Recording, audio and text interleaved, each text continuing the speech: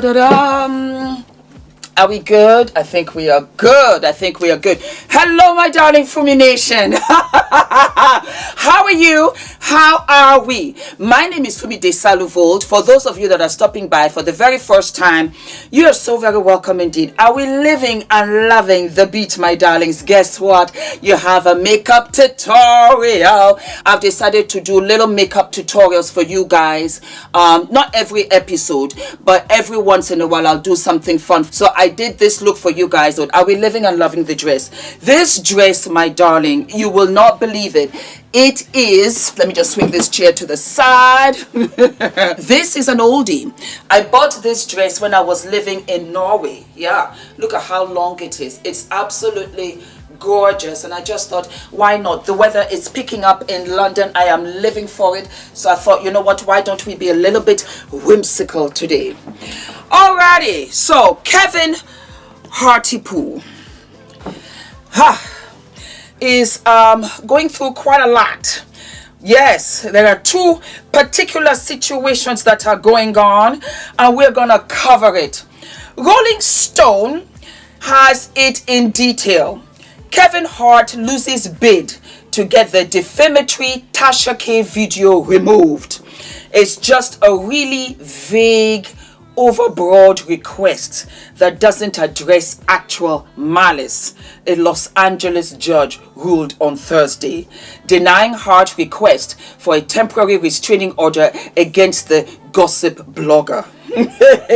This was written by Nancy Dillon, January 25th, 2004 at approximately 2:52 Eastern Standard Time. Kevin Hart can't force celebrity gossip blogger Latasha, who is also called Tasha K, to remove her allegedly defamatory interview with his ex-assistant from her website. At least not yet, a judge ruled on Thursday. During the hearing in Los Angeles County Superior Court, Judge Mitchell L. Beckloff said Hart's emergency request for a temporary restraining order failed to include a transcript of Kebe's interview with the former assistant Maisha Sheiks.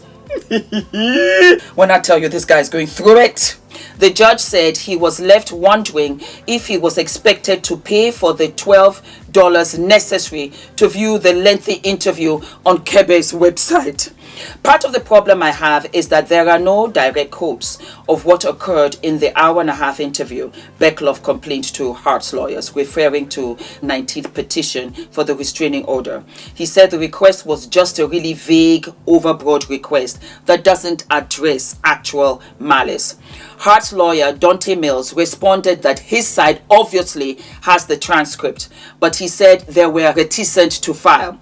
Something we think shouldn't be public because that defeats the point of the entire TRO. He said Hart's position is that the statements in the video are absolutely false and have caused him harm. There's no questioning them. There are things said by the speakers that are illegal. It's defamatory, it's extortion, and it absolutely shows malice on their part, Miles argued. Not once was there ever any claim stating that my client committed a crime until this video. I think that's important. Adultery is one thing, but adultery is not illegal. Let me read that one more time. The lawyer actually said that. I think that it's important. Adultery is one thing, but adultery is not illegal.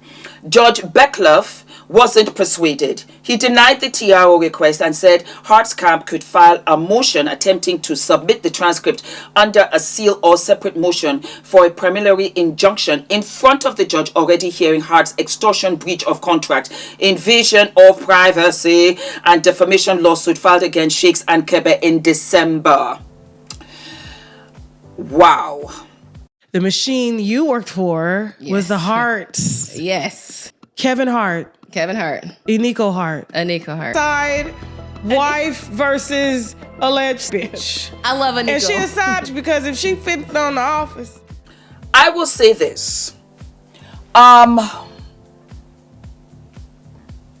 Tasha K doubled down. When this first came out, I thought to myself, Tasha, maybe this is not a good look. After what you've gone through with Cardi B, and you kind of sort of owe her a couple of $1 million, this might not be a good thing.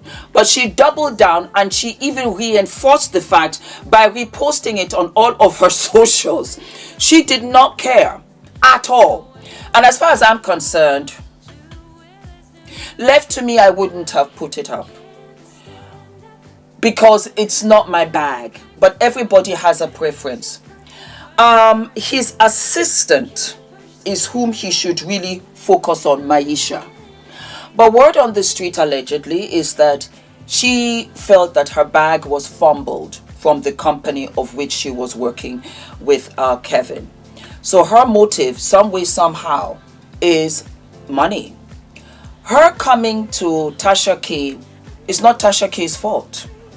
Although she's accused by Kevin's people of trying to blackmail him.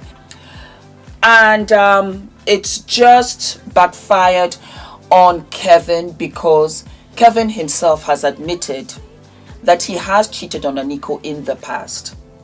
Now, do I believe, Maisha, that he had this other relationship in the office? Kinda, sorta. I do. Why would she lie?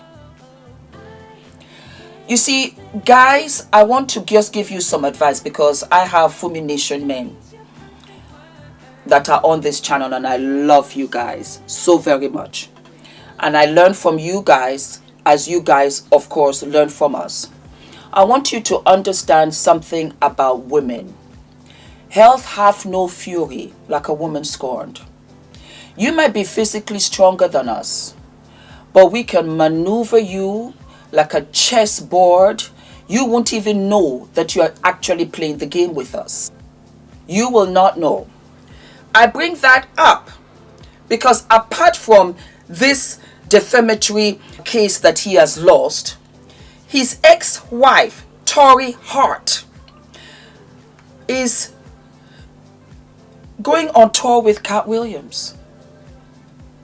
Now, if you've been under a rock, I don't mind. I'll play the clip for you of what Katt Williams said about Kevin Hart on Club Shay with Shannon Sharp. Yes, that video that has garnished over 50 million views.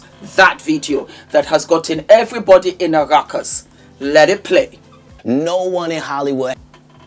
Do you see what I'm talking about? So we have Torrei Hart, the ex-wife of comedian Kevin Hart, has announced she's going on tour with Katt Williams following his bombshell podcast interview. On Monday, Torrei announced on Instagram that she will be joining Williams' Dark Matter tour for select dates in January and February. Oh wow. I don't know what Kevin must have done for Torrei to feel that comfortable to go with your ex's arch enemy on tour with him after speaking about your ex the way that he has. Some of you in the comments will say, well, Fumi, he's an ex for a reason. And I'm not arguing that at all. And you might say, you know what, he's an ex, so she can go ahead and say whatever she wants to say. You are also right about that. What I'm saying is, it's evident the kind of relationship he has with his ex. This is neither here nor there, okay? This is why it's extremely important as a celebrity, and I don't know why they don't think like that.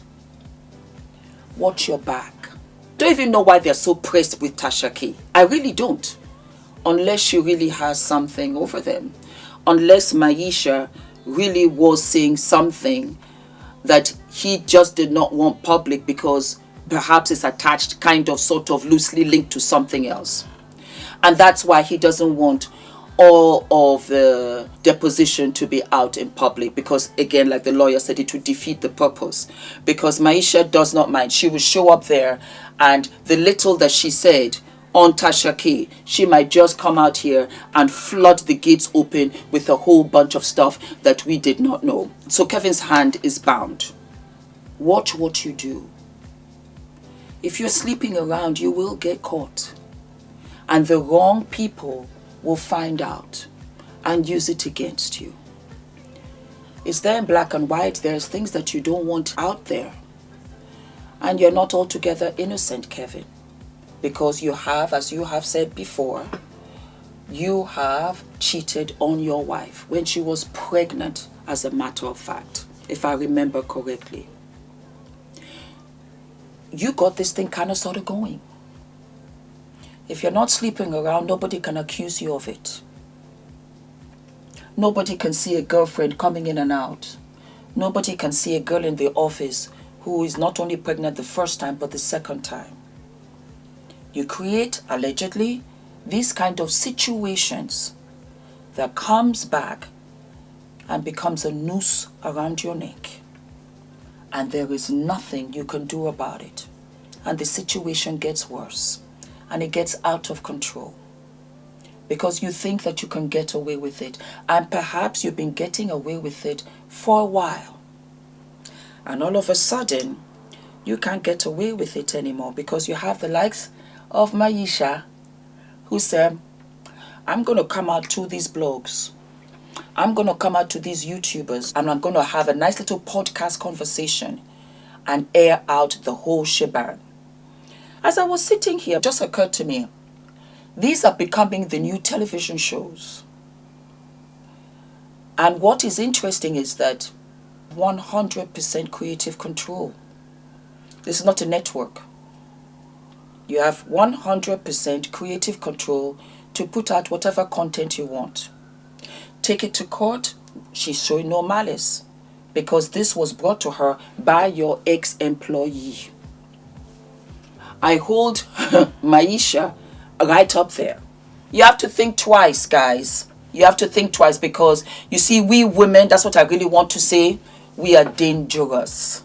We are very dangerous. As pretty as we are, as cute as we are, as soft as we are dangerous. A cobra snake is not as venomous or as poisonous as us. Trust and believe. That's all I gotta say. All right, my darlings, don't forget to like, to subscribe, hit the notification button, my darlings, and I will see you I'll see you sooner than later. All of my love. Mwah, mwah, mwah. Have a lovely Monday, my darlings. Mwah.